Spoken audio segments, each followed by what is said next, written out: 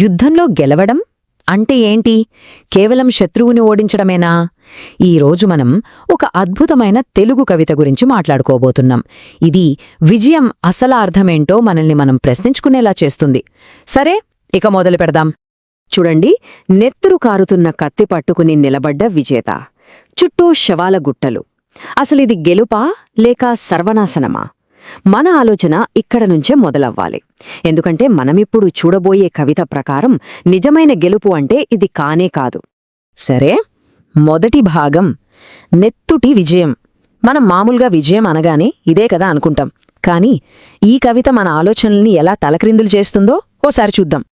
ఏ యుద్ధం తీసుకున్నా సరే ఒకరు గెలుస్తారు, ఇంకొకరు ఓడిపోతారు. చాలా సింపుల్ కదా? కానీ మన కవి సరిగ్గా ఈ సింపుల్ లాజిక్నే పట్టుకుని అస్సలు కథ మొదలుపెడతాడు. కవి ఇక్కడ సూటిగా ఒక ప్రశ్న అడుగుతున్నాడు. అంగబలం, అర్ధబలం ఉన్నవాడు, యుద్ధ వ్యూహం తెలిసినవాడు, ఇవేమీ లేనివాడి మీద గెలవడం అసలు గెలుపెలా అవుతుంది? ఆలోచించండి, ఇది నిజంగా వీరత్వమా లేకపోతే నా దగ్గర బలముందని చూపించుకోవడమా? ఓకే, ఇక రెండో భాగానికి వద్దాం.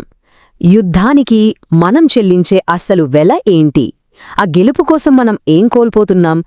కవితలో వర్ణించిన కొన్ని భయంకరమైన నిజాలు చూస్తే మనకే అర్థమవుతుంది. వింటానికి ఎంత భయంకరంగా ఉందో చూడండి. పచ్చని నేల పచ్చి మాంసపు ముద్దగా మారింది. ఊహించుకోండి, ఆ ఒక్క మాట చాలు యుద్ధం ఎంతటి వినాశనాన్ని సృష్టిస్తుందో చెప్పడానికి. అందమైన భూమి కాస్త రక్తంతో తడిసిపోతుంది. యుద్ధం అనేది కేవలం మనుషుల మధ్య జరగదు కదా, దాని ప్రభావం అందరిమీద పడుతుంది. ఇక్కడ ఏమంటున్నారంటే, ఎగిరే పక్షుల రెక్కలు విరిగాయి అంటే ఆ హింసలో అమాయకమైన జీవాలు కూడా బలైపోతాయి. మొత్తం ప్రకృతి సమతుల్యతే దెబ్బతింటుంది. అన్నిటికన్నా దారుణమైన విషయం, పిల్లల నవ్వులు చెరిగిపోయాయి. అంటే యుద్ధం మన భవిష్యత్తునే మింగేస్తోంది.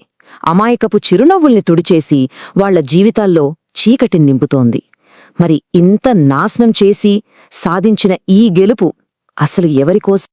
అసలు ఇంత దారుణమైన వినాశనానికి కారణాలేంటి? కవి ఏం చెప్తున్నాడంటే, అవి చాలా చిన్నవి, చాలా అల్పమైనవి.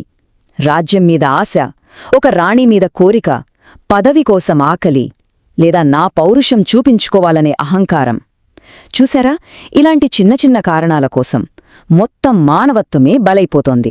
ఇక మూడో భాగం. ఇది చాలా ముఖ్యమైన ప్రశ్న. వీరత్వమా, పశుత్వమా?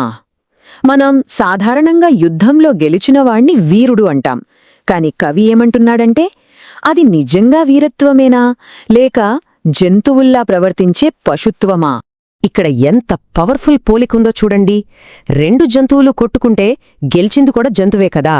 అలాగే యుద్ధంలో గెలిచినంత మాత్రాన మనిషిలో ఉన్న ఆ క్రూరత్వం, ఆ ఉన్మాదం పోతుందా అని కవి సూటిగా నిలదీస్తున్నాడు. ఇప్పుడు చూడండి, వీరత్వానికి పశుత్వానికి మధ్య తేడా ఎంత స్పష్టంగా ఉందో. వీరత్వమంటే నైతిక బలం, అది ప్రాణాన్ని నిలబెడుతుంది. కాని పశుత్వమంటే కేవలం భుజబలం, అది ప్రాణాన్ని తీస్తుంది. సో కవి ప్రకారం యుద్ధంలో గెలుపనేది పశుత్వమే కాని వీరత్వం అస్సలు కాదు. సరే, ఇంతసేపు సమస్య గురించి మాట్లాడాం కదా, మరి నిజమైన విజయమంటే ఏంటి? ఇప్పుడు కవిత మనకొక అద్భుతమైన మార్గాన్ని చూపిస్తుంది. అదేంటంటే, యుద్ధంలో గెలవడం కాదు, అసలు యుద్ధం అనే ఆలోచన మీదే గెలవడం. అదెలాగో చూద్దాం. ఈ కవితకు ఆత్మలాంటి వాక్యమిది.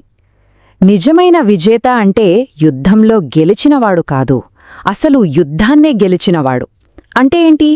సింపుల్గా చెప్పాలంటే, గొడవ జరగకుండా ఆపినవాడు, లేదా జరిగిన వినాశనాన్ని చూసి పశ్చాత్తాపపడి శాంతివైపు నడిచినవాడు.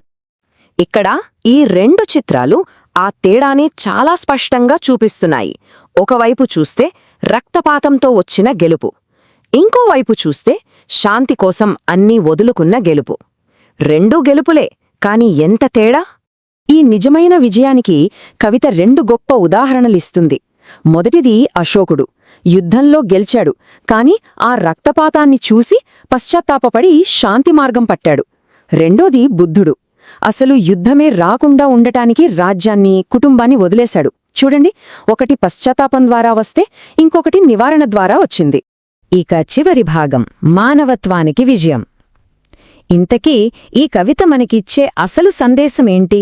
ఫైనల్ పాయింట్ ఏంటి? నిజమైన విజేత ఎవరంటే మానవ హృదయాన్ని గెలుచుకున్నవాడు అంతే. రాజ్యాల్ని భూముల్ని గెలవడం కాదు, మనుషుల మనసుల్ని గెలిచినవాడే చరిత్రలో నిలిచిపోతాడు. మరి అది కత్తులతో కాదు కదా, ప్రేమ, కరుణ, శాంతితోనే సాధ్యం. యుద్ధంలో గెలిచే గెలుపు కొన్నాళ్లకే, చరిత్రలో అదొక లైన్గా మిగిలిపోవచ్చు. కాని దయతో, త్యాగంతో సాధించే గెలుపు అది ఎప్పటికీ నిలిచి ఉంటుంది. అశోకుడు, బుద్ధుడు ఇప్పటికీ మనందరికీ ఎందుకు గుర్తున్నారంటే కారణం అదే.